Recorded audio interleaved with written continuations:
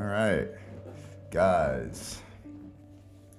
So today I wanted to talk about something a little broader, something that's kind of been troubling me for a long time, and something that kind of makes me feel like I'm going insane when I try to explain it in real time. So I thought I'd slug it out with myself live on commentary for you guys and maybe come to some sort of peace with the topic, ideally. But we'll see. Anyways, a few opening clarifiers just to get those out of the way. I do have half a background in clinical psychology, with an emphasis on the half, and I do not regularly use the app TikTok whatsoever. I specify regularly because the theoretical internet sleuth watching this could dig up a DrJackert account if they were so inclined, but this account was made simply out of my own broken will, following the barrage of sent TikToks that would open in Safari and blow my face off with ads trying to get me to download the app. I relented, and you know what? For a second, I thought, fuck it, fine. My girlfriend is all over TikTok, and maybe taking interest in the things she likes is just the right thing to do, instead of being my usual cynical self about new things and just kind of acting like a tool.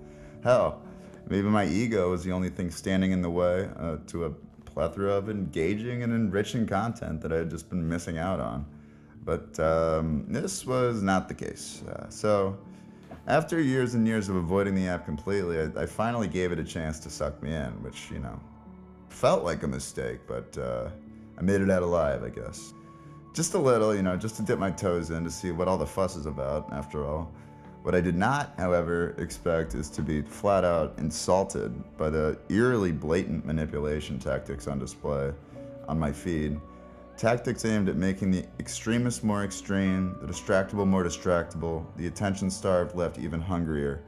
Now were nonchalantly shoved in my face like a big middle finger from an algorithm that assumed I was too stupid to pay attention. The information which the app had seemed to gather on its own, unsurprisingly at this point, let's be honest, was that I'm a man, that I'm white, and that I like women or something of that sort, but we'll get back to that. Based on these three facts, the content shoved in my face was hideously predatory. Every video seemed to be recommended under the assumption that I must be frustrated, and I must be stupid enough to conflate that frustration with some outgroup. In this case, women or minorities. Assuming that I was either A, an actual child, or B, a complete and utter dolt, if I wasn't already blaming this shit on the marginalized group for some reason, hell, I may be tempted to now. The screen says my failure is not my fault. I like what the screen says. Let's go with what the screen says. And I feel like that's a rationale for a lot of guys in my demographic.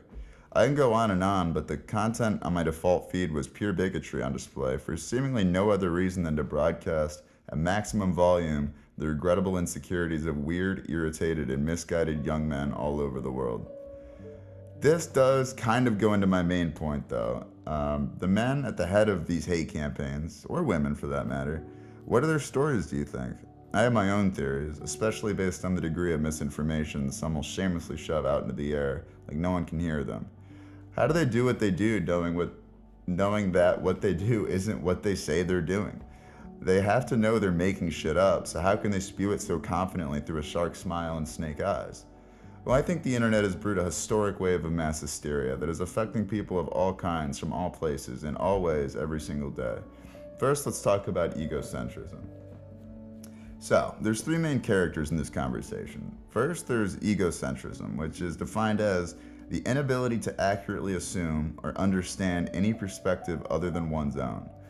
That's according to Wikipedia, but I stand by that from what I've learned. So we'll start there with that. The other two characters that we're talking about here are displays of egocentrism, which are typically found within the adolescent period, or the most observable within that period, so 12 to 17 or so, which we'll be talking about here under the reasoning that the whole fucking world seems to be acting like teenagers, and it could be a problem, but we'll chat about that more in a second.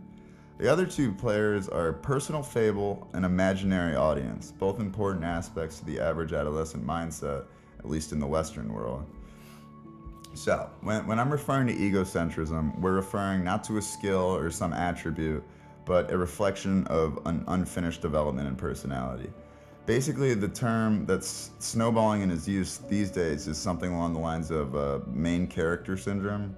Are you an adolescent? Have you ever been an adolescent in the past?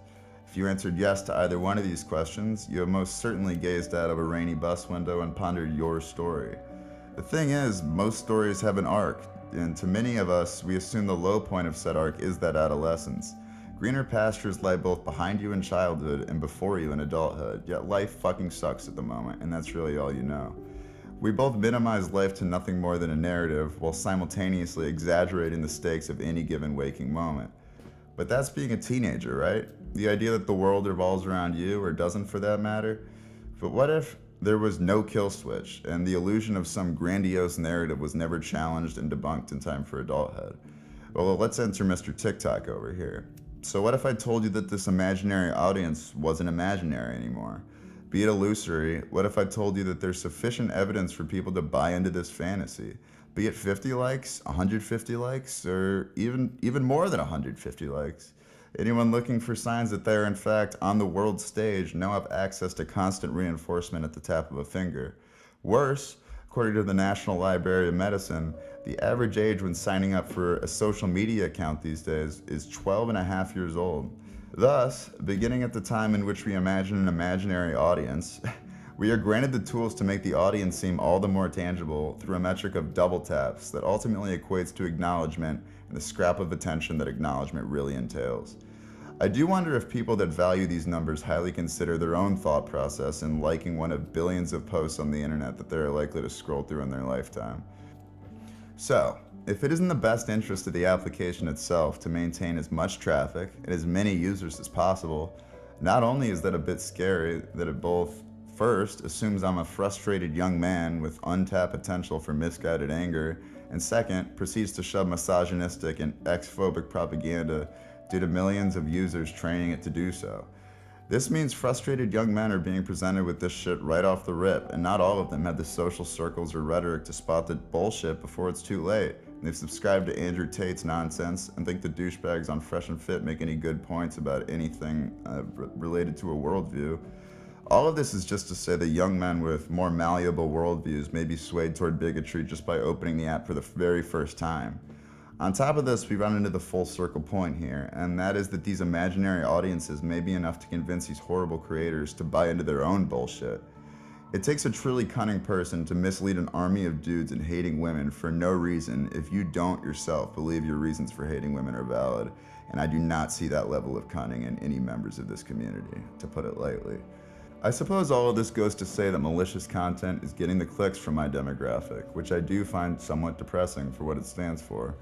If I could warp this train of thought into some kind of advice, just know that no one internet personality has all the answers you're looking for, and if it seems like they do, they're trying to play you like a fiddle with your shortcomings as the strings. Don't be a victim that victimizes others. Think with your own head and choose with your own morals. Finally, as I continue making content, initially at a snail's pace, but nevertheless, I must avoid the temptation to avoid using myself and my theoretical community as an echo chamber of shit that I forgot I actually completely made up. In other words, I'll try to stay trustworthy, but never trust what I say 100%. I'm only just a boy. Anyway, later guys. So this time our comment of last video, the winner is Slushy Paver, a returning viewer with the comment, "Going through with the childhood ambition is admirable, 2 exclamation points. So many people reject their earlier dreams and goals because of how childlike and unattainable they seem. You never know until you try, space 2 exclamation points." Thanks for the encouraging comments, Slushy Paper, and thank you all for watching. Take care of yourselves.